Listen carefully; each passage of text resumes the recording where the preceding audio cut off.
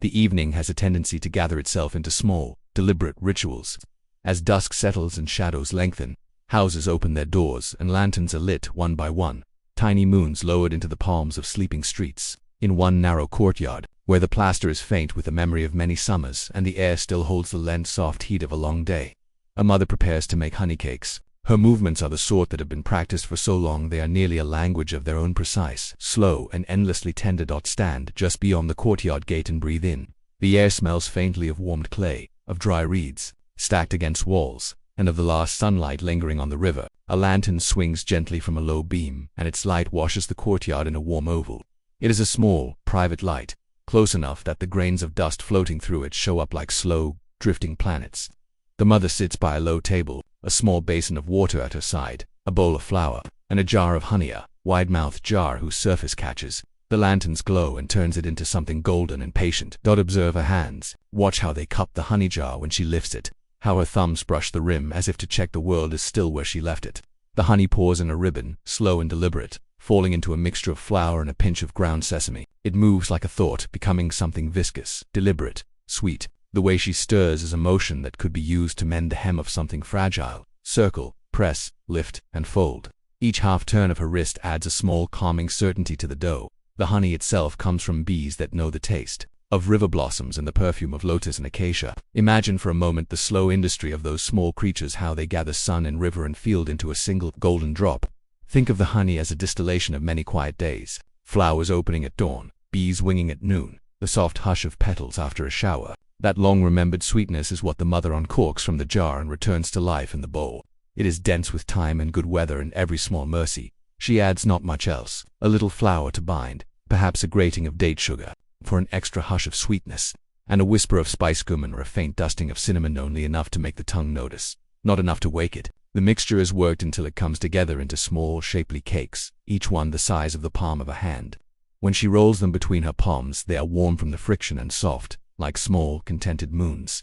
In the making, there is the same gentle insistence found in rocking a cradle, rhythm as reassurance. Near the table, two children are preparing for bed, their night tunics already on and their hair mussed by play. They sit cross-legged on the cool stone and watch their mother with that intense, quiet focus children have when a promise is being made. One of them yawns, small and immediate, and the other presses a finger to his lips, trying to delay the soft sleep that wants to take him. The mother's smile is slow. She does not hurry, for there is an ancient agreement in this household that sweets and sleep are friends and must be treated with proper ceremony. She presses each cake into a little reed cup, shaping it with a practiced thumb so that the honey settles into a perfect dome.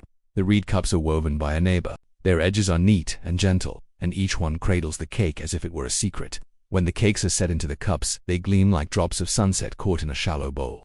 She sprinkles a few crushed sesame seeds on some, perhaps a sliver of roasted nut on others.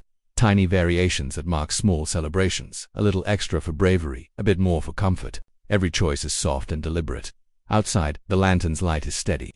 The mother lights a thin stick of incensery dipped in fragrant oil, and the smoke curls in a slow, languid ribbon. It smells faintly of lotus and dried herbs, a smell that seems to remember the river. The smoke moves like a slow dancer, arching, falling, and then settling into the corners. The children close their eyes and breathe it in as if it is a story told without words, a promise that the night will be gentle. Their breathing slows in time with the smoke. The mother calls them, gently, and they come forward like two little planets in an orbit, drawn to a warm center. She offers each child a honey cake, but only a small one. Too much sweetness might rouse an attention that would be unkind at bedtime. The child takes it with both hands as though holding a delicate treasure. She watches them as they eat, seeing the slow shutting of their lids, the small cheeks relaxing. Every bite is savored with that careful reverence children bring to rare things. It is an act of gratitude and acknowledgement of a simple pleasure given and received. There's a rhythm to this moment.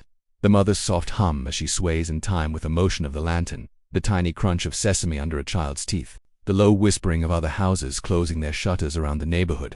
The world narrows to the circle of the lantern and the warm smallness of the cakes. You may feel your own hands now, resting perhaps empty, perhaps cupping a small mug. Let them mirror the stillness of the courtyard. Breathe in as the mother hands out the cakes. Breathe out as the lantern light seems to flatten the day into a single, present warmth. In another corner of the courtyard, an elderly neighbor sits on a low stool, watching with a smile softened by time.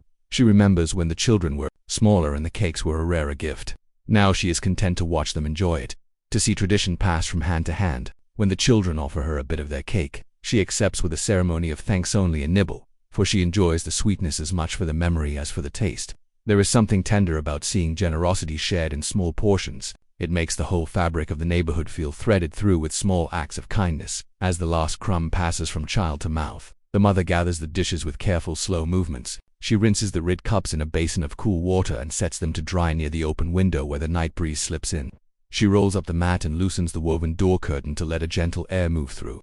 The children, their bellies settled, nestle into the mattress of straw and linen prepared for sleep. The mother tucks them in with practiced fingers, tucking the cloth under their chins like a smile, smoothing the hair from their foreheads. Her touch is a final benediction that says, without words, all is well here. The lantern's flame draws long shadows that play along the courtyard walls. The shadows make quiet company, a flicker that looks like a small animal, a shadow that seems to be holding its breath. Imagine the way those shadows move, slow, elongated, and measured. The courtyard becomes a theater of small shapes, and the mother, moving through them, appears like a conductor directing a lullaby. Her hum continues, the notes small and round, like the bubbles that rise in a jar of honey when it is stirred. There is a small story that the mother tells, not with words but with the careful placement of things. One reed cup is left on the table in time. She turns it so that its opening faces the doorway. It is a quiet sign, an offering to whoever may pass in need, or to a small bird should one find its way inside. This is how the little community cares for those who are not always seen. With unobtrusive generosity, it is the sort of charity that expects no applause, only the quiet continuation of goodwill. Outside the courtyard the river breathes.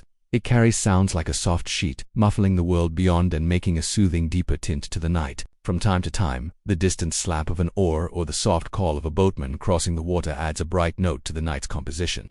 The mother pauses and listens. She smiles at the world's ordinary music, simple, certain, and soothing. It reassures her that the small rituals of the courtyard are part of a larger, patient life that will continue tomorrow. She pours herself a small cup of barley water, a cool draught that tastes faintly of the river and the fields. It is not sweet, rather it is clean and restful. She drinks with small sips, each one a measured pause to savor the feeling of a day completed. There is an ease in such a pause, the sort that makes muscles soften and thoughts slow their march. She sets the cup down and looks toward the sleeping children, and for a moment her eyes are both tender and satisfied.